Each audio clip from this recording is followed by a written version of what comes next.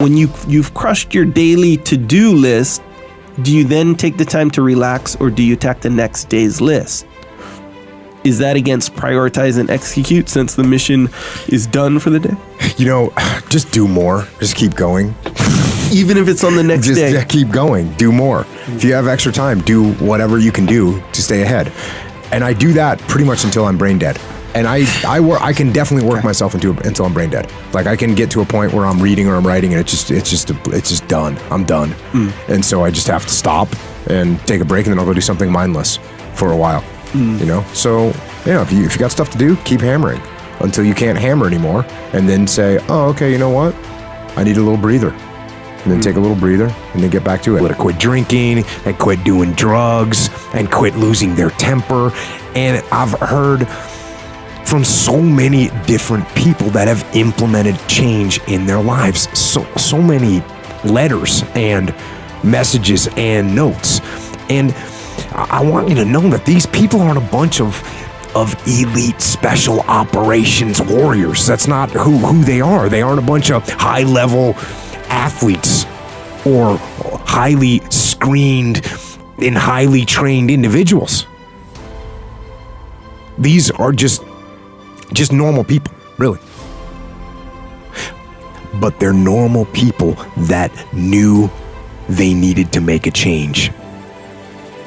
And they decided they were going to make a change, and then they made it.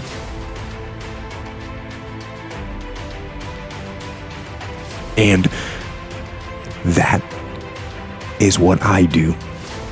And that is what you can do too. If you have something to change, if you want to change something, change it. Change it now. What you have to do is don't be offensive when you take ownership. When you take ownership, you can't be offensive. When you take ownership, some people get offended by that. So when you say, hey, you know what, this is mine, I got this, that bothers some people.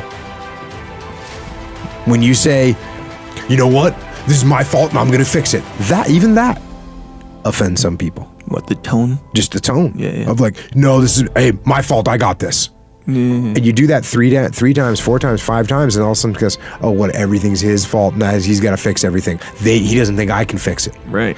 You can offend people with all kinds of stuff. You don't have to work very hard to offend people. I mean, there's people get offended when you say something nice to them. Even when you're taking ownership, people can actually be offended by that if you go too far. So instead of overtly stepping up and taking ownership in this particular case, then you can tell what's going on here. My brother here, young warehouse manager, he's fired up. He wants to make things happen. He wants to get after it. And so what does he do? He's like, I read Extreme Ownership. I'm going to take ownership of everything. And that's a great attitude to have.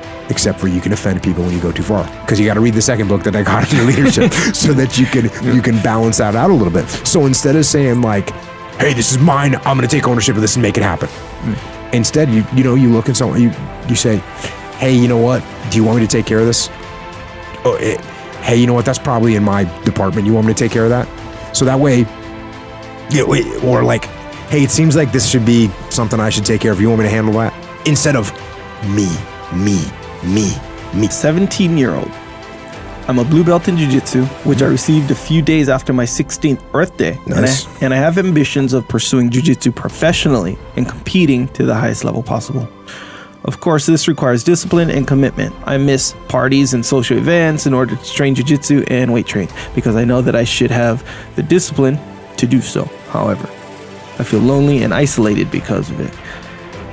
Is this just weakness, or should I make the occasional exception for a social event? If you can't communicate with people effectively, that's a real problem in any environment, right? And if you're isolating yourself from other people and you're not learning how to interact with other human beings in a social environment, that's not good. And it's not only that it's just not good for you, because yes, you as a person, you need to be well-rounded. You need to be strong. You need to be capable from a fighting perspective, but you also need to be smart. You need to be articulate. You need to be quick-witted. And those things are mandatory skills in life. I mean, if you're a black belt in jiu-jitsu and you're a white belt in communicating with other human beings, that's not going to be a good situation for you. And the other thing is, the better you are, the more well-rounded you are in all these other aspects of life, those things will actually make you better at jiu-jitsu too, because you'll be able to read people. You'll be able to deal with confrontation. You'll be able to understand other people's motivations. And all those things come from interacting with other human beings. So I get it. I get the massive commitment. And that is what it takes. Like, if you want to compete at the highest level, I'm telling you, yes, you have to live, breathe, and eat jiu-jitsu. You have to live, breathe, and eat conditioning.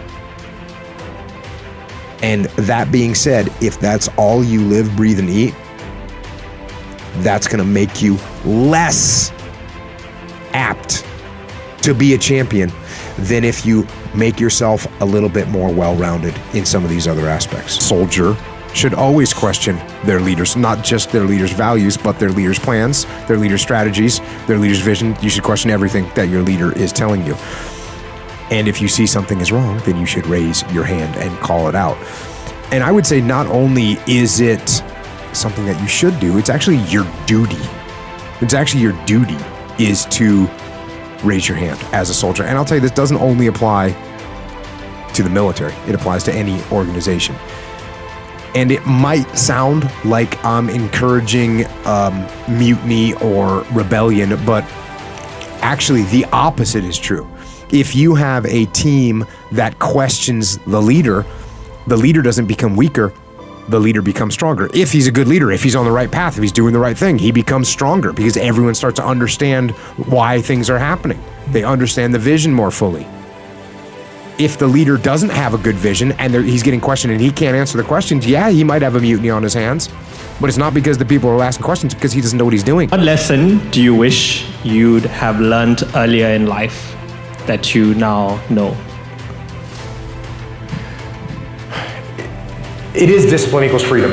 I mean, that is the thing that when I connected that together in my head, that the fact that applies to absolutely everything, that's the biggest lesson that I wish I would have learned earlier in life.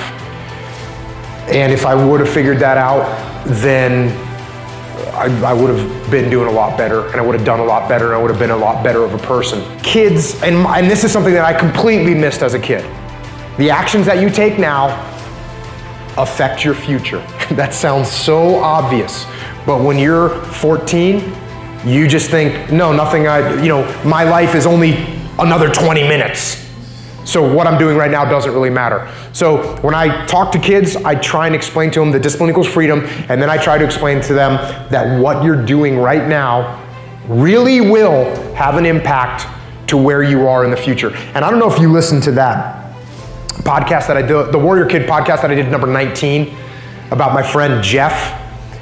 And I talked about it on the adult podcast as well, but it's a classic story. I had a best friend when I was little, and we separated friendship. We were still friends, but we drifted apart. He started getting into partying and getting into drugs and all that, and I didn't.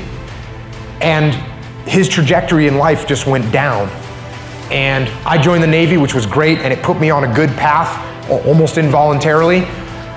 But he ended up killing himself. And it was drugs and it was alcohol and it was just bad. But while I was going through buds, he killed himself. And what I tried to explain to the kids on the Warrior Kid podcast is like, the little decisions that you make, they matter. They add up. If you want to learn to deal with stress, put yourself in stressful situations that are under some kind of control. Even something like paintball. We do gigs at Echelon Front where we put people through what we call FTXs, where you go out and you're going to fire.